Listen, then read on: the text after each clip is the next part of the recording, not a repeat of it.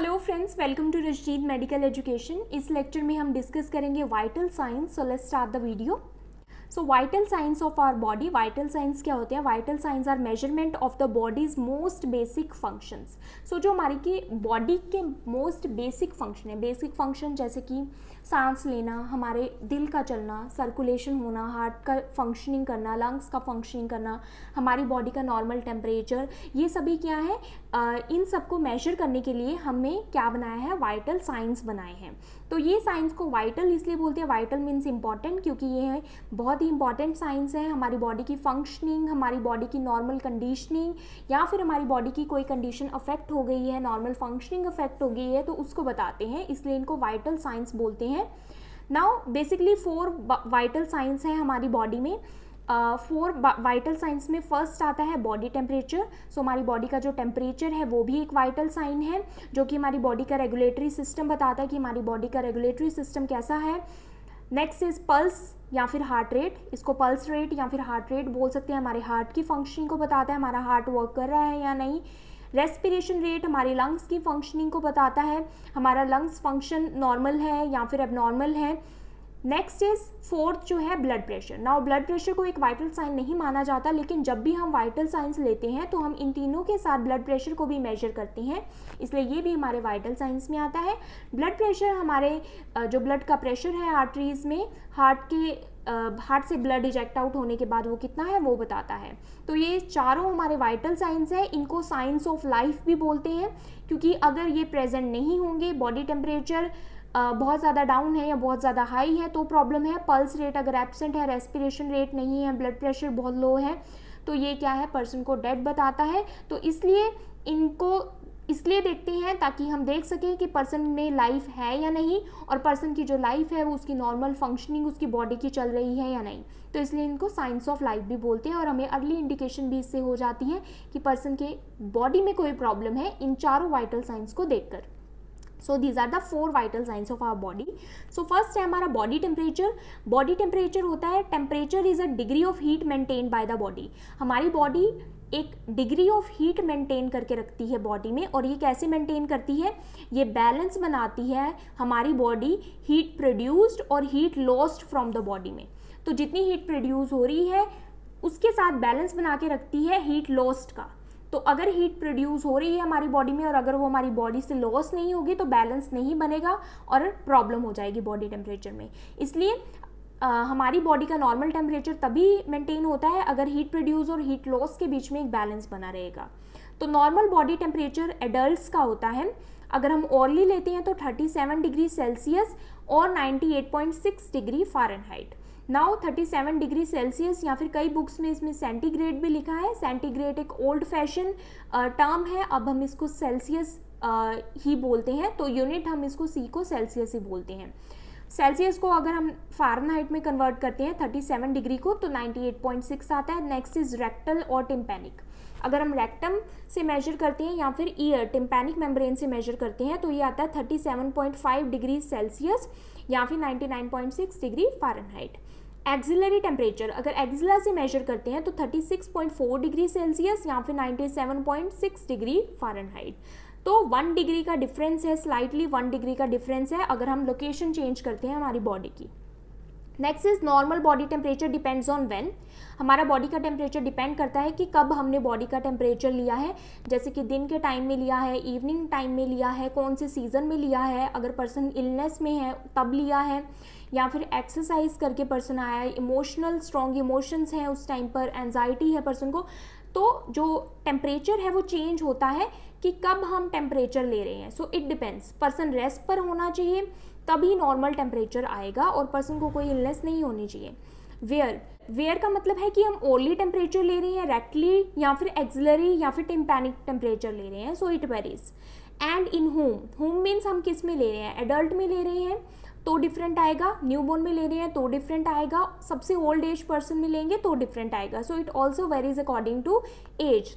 तो ये also depend करता है कि हम किस पर्सन में टेम्परेचर ले रहे हैं। It is major. The body has a regulatory system. हमारी बॉडी का एक रेगुलेटरी सिस्टम होता है जो कि हमारी बॉडी का टेम्परेचर मेंटेन करता है।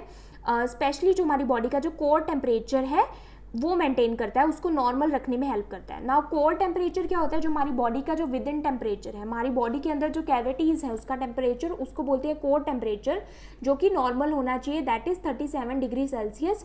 एक होता है कोर टेम्परेचर और एक होता है सरफेस टेम्परेचर, जो कि हमारी बॉडी के सरफेस का टेम्परेचर होता है। तो हमारी बॉडी जो है नॉर्मल टेम्परेचर, जो हमारा नॉर्मल कोर टेम्परेचर है, वो कैसे मेंटेन करती है, हीट लॉस्ट और हीट प्रोड्यूस दोनों के बीच में एक बैलेंस बनाकर। So due to the slight fluctuations, तो अब मैंने बताया है कि जब भी हम टेम्परेचर लेते हैं तो कुछ कंडीशंस हैं वो डिपेंड करती हैं कि टेम्परेचर कितना आएगा। सो इसलिए कुछ चेंजेस रहते हैं, स्लाइट फ्लक्चुएशंस रहती हैं, जैसे कि अगर हम डे टाइम ले या फिर इवनिंग टाइम ले, दोनों के बीच में स्लाइट चेंजेस हो सकते हैं टेम्परेचर में। इसलिए हमारा जो नॉर्मल बॉडी टेम्परेचर है उसकी एक रेंज दे दी गई है, that is 37.1 degree celsius to 37.2 degree celsius, या फिर 97 डिग्री से लेके 99 डिग्री फ़ारेनहाइट तक हमारा नॉर्मल रेंज है। और एवरेज तो हमें पता ही है क्या, अभी हमने ये एवरेज डिस्कस कर लिया है और ये है हमारी रेंज। तो 97 से 99 हमारा नॉर्मल है। नाउ फीवर और पायरेक्सिया क्या होता है, फीवर और पायरेक्सिया या फिर इसको हाइपरथर्मिया भी बोल सकते हैं।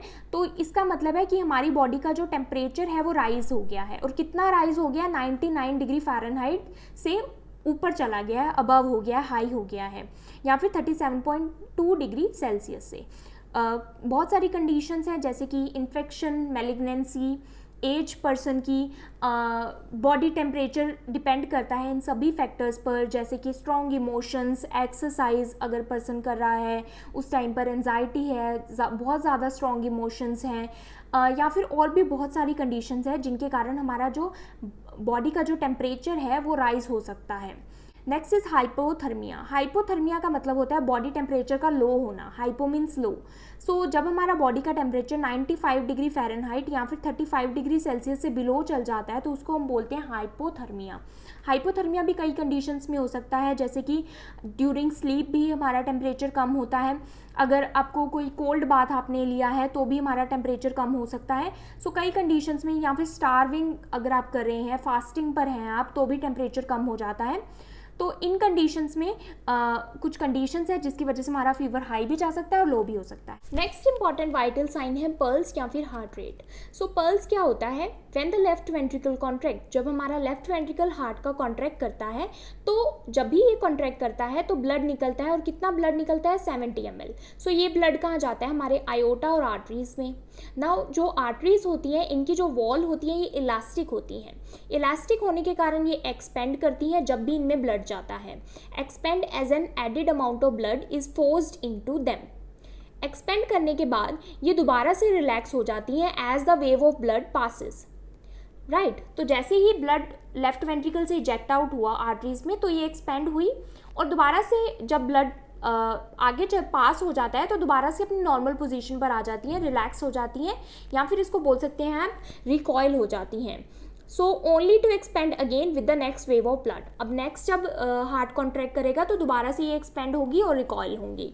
सो दिस एक्सपेंशन, ये जो एक्सपेंशन होती है आर्टरीज की और रिकॉयल होती है आर्टरीज की, इसको क्या बोलते हैं, पल्स। तो इस पल्स को ये हम क्यों मेजर करते हैं, क्योंकि ये हमारी frequency of the heart rate बताती है कि कितनी बार हार्ट हमारा कॉन्ट्रैक्ट किया है, राइट। और जितनी बार हार्ट हमारा बीट करेगा तभी तो ब्लड आगे पास होगा हार्ट से, तो इसलिए ये हमारा हार्ट रेट को बताती है। सो अब हम देख लेते हैं कि हार्ट रेट या फिर पल्स रेट क्या होता है। तो rate is the number of pulse beats in a minute. तो जितनी बार हमें पल्स फील होगी, या फिर आप कह सकते हैं कि जितनी बार जो हार्ट है वो बीट करेगा, तो उसको हम बोलते हैं पल्स रेट या फिर हार्ट रेट। तो नॉर्मल पल्स रेट या फिर हार्ट रेट कितना होता है, 60 to 100 बीट्स पर मिनट। तो ये हमारा हेल्दी एडल्ट में है। एवरेज जो हमारी है वो होती है 72 बीट्स पर मिनट।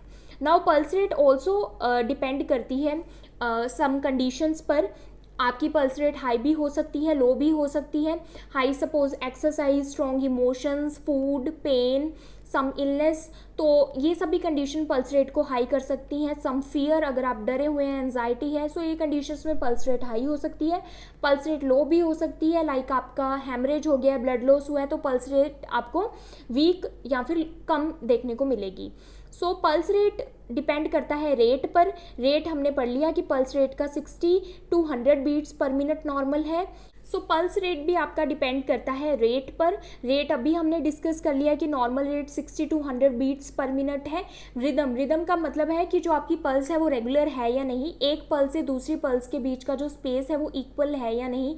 ये तो नहीं है कि पल्स पहले तो एकदम से फास्ट और फिर स्लो हो गई, फिर फास्ट फिर slow, that is called irregular pulse, या फिर इसको एरिथमिया भी बोलते हैं। तो इरेगुलर पल्स तो नहीं है। या फिर हम देखते हैं वॉल्यूम का मतलब है कि कितना ब्लड आर्टरीज में जा रहा है। अगर इनफ ब्लड जा रहा है तो पल्स हमें अच्छी फील होगी, जिसको हम फुल पल्स बोलते हैं। अगर इनफ ब्लड नहीं जा रहा पल्स में तो पल्स हमें फीबल या फिर वीक पल्स फील होगी, जैसे कि हैमरेज में होता है, जिस कंडीशन में हमारा ब्लड ज़्यादा लॉस हो जाता है तो पल्स हमें वीक फील होती है। सो अब हम पल्स को ईजिली फील कर सकते हैं बाय आर फिंगर्स, हम फिंगर्स के थ्रू फील कर सकते हैं। और ये हम कहाँ पर फील कर सकते हैं, जहाँ पर एक आर्टरी एक बोन के ऊपर से क्रॉस होती है। तो जहाँ भी आर्टरी बोन से क्रॉस होगी और वो सरफेस के पास होगा वो एरिया, तो हमें पल्स फील होगी। जैसे कि जो मेन आर्टरीज हमें फील होती हैं, पल्स जहाँ पर हमें फील होती है वो है रेडियल आर्टरी। रेडियल आर्टरी हमारे जो रिस्ट का फ्रंट है वहाँ पर फील होती है। देन हमारी ब्रेकियल आर्टरी है, ब्रेकियल आर्टरी हमारे जो एल्बो की इनर साइड है वहाँ पर फील होती है। देन हमारी टेम्पोरल आर्टरी है जो कि हमारे टेम्पोरल बोन में फील होती है। कैरोटिड आर्टरी है हमारी जो नेक की साइड में फील होती है।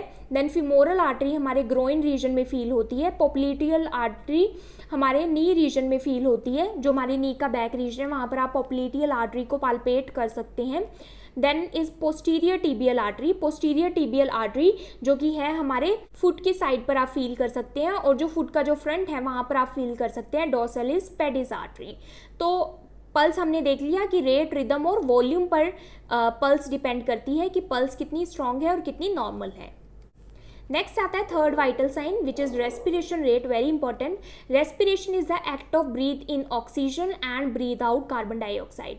सो ब्रीथ इन, ऑक्सीजन को अंदर लेना और कार्बन डाइऑक्साइड को ब्रीथ आउट करना, that is respiration. Respiration important है किसके लिए इंपॉर्टेंट है, ऑक्सीजन को लेने के लिए जो कि हमारे टिश्यूज के मेटाबॉलिज्म के लिए बहुत इंपॉर्टेंट है, और कार्बन डाइऑक्साइड जो कि एक वेस्ट है उसको एक्सक्रीट आउट करने के लिए या फिर एक्सहेल आउट करने के लिए। सो रेस्पिरेटरी रेट क्या होता है, रेस्पिरेटरी रेट होता है is the number of times a person breathes in a minute. So respiratory rate है पर्सन एक मिनट में कितनी बार ब्रीथ करता है। ब्रीथ में आता है ब्रीथ इन करना और ब्रीथ आउट करना, या फिर आप बोल सकते हैं इंस्पिरेशन करना या फिर एक्सपिरेशन करना। सो नॉर्मल रेस्पिरेशन रेट जो एडल्ट में होता है वो होता है 12 to 20 ब्रीथ्स पर मिनट। सो ये एक रेंज है। वैसे अगर आप एवरेज लेना चाहते हैं तो 16 ब्रीथ्स पर मिनट। नेक्स्ट आता है टैकिपनिया। टैकिपनिया क्या होता है, इंक्रीज रेस्पिरेटरी रेट, इसमें रेस्पिरेटरी रेट इंक्रीज हो जाता है, 24 ब्रीथ्स पर मिनट से ज़्यादा हो जाता है। नेक्स्ट आता है ब्रेडिपनिया। ब्रेडिपनिया होता है इसमें रेस्पिरेटरी रेट कम हो जाता है, कितना, less than 10 breaths per minute. Next is apnoea. Also जो टैकिपनिया है, ब्रेडिपनिया है, ये भी डिपेंड करता है स्ट्रॉन्ग इमोशंस पर, एक्सरसाइज पर, सर्टेन कंडीशंस पर, पेन में डिपेंड करता है, आप इन्वायरमेंट पर डिपेंड करता है, आप कौन सी प्लेस पर है, हाई एल्टीट्यूड पर अगर आप जाते हैं माउंटेन्स पे तो आपका जो ब्रीदिंग पैटर्न है वो डिफर करता है। तो बहुत सारे फैक्टर्स होते हैं। एपनिया क्या होता है, एपनिया होता है टोटल सीजेशन ऑफ ब्रीदिंग, इसमें जो हमारी ब्रीदिंग है बिल्कुल बंद हो जाती है। डिस्निया क्या होता है, डिस्निया होता है डिफ़िकल्टी और लेबर्ड ब्रीदिंग। सो कुछ कंडीशंस होती है, इलनेसेस होती हैं जिसमें हमें डिफ़िकल्टी इन ब्रीदिंग होती है, या फिर सम प्लेसेस पर हाई एल्टीट्यूड पर हमें डिस्निया फील होता है। नेक्स्ट होता है ब्लड प्रेशर। ब्लड प्रेशर भी जो कि हमारा फोर्थ वाइटल साइन है। तो ब्लड प्रेशर क्या है, blood pressure is the measurement of the pressure और force of blood against the walls of your artery. तो ब्लड प्रेशर क्या है, ब्लड का प्रेशर, और ये जो ब्लड का प्रेशर है वो किस पर पड़ता है, जो हमारी आर्टरीज की जो वॉल्स हैं। सपोज ये हमारी आर्टरी है और जब ब्लड इसमें फ्लो करता है तो ब्लड का एक जो प्रेशर है वो इन वॉल्स पर पड़ता है, आर्टरीज की वॉल पर, जिसको बोलते हैं ब्लड प्रेशर।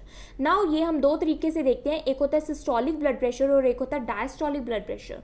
सिस्टोलिक का मतलब है कॉन्ट्रैक्शन, तो जब हमारा हार्ट कॉन्ट्रैक्ट करता है तो उस टाइम पर आर्टरीज में जो ब्लड फ्लो होता है उस टाइम आर्टरीज में ब्लड का जो प्रेशर है वो कितना होता है उसको बोलते हैं सिस्टोलिक प्रेशर। और ये प्रेशर इंक्रीज होता है क्योंकि जैसे ही हमारा हार्ट कॉन्ट्रैक्ट करेगा और ब्लड आर्टरीज में छोड़ेगा तो उस टाइम पर जो प्रेशर होता है ब्लड का आर्टरीज पर वो इंक्रीज होता है, जिसको बोलते हैं सिस्टोलिक प्रेशर। डायस्टोलिक प्रेशर का मतलब होता है रिलैक्सेशन। तो डायस्टोलिक मतलब जब हार्ट हमारा रिलैक्स करता है बीट्स के बीच में, कॉन्ट्रैक्शन के बीच में जब रिलैक्स करता है तो उस टाइम पर ब्लड का आर्टरीज में क्या प्रेशर होता है, उसको बोलते हैं डायस्टोलिक प्रेशर, और ये लो होता है। नेक्स्ट आता है normal blood pressure for the healthy adult. Healthy adult के लिए नॉर्मल ब्लड प्रेशर होता है 120/80 mmHg means millimetres of mercury.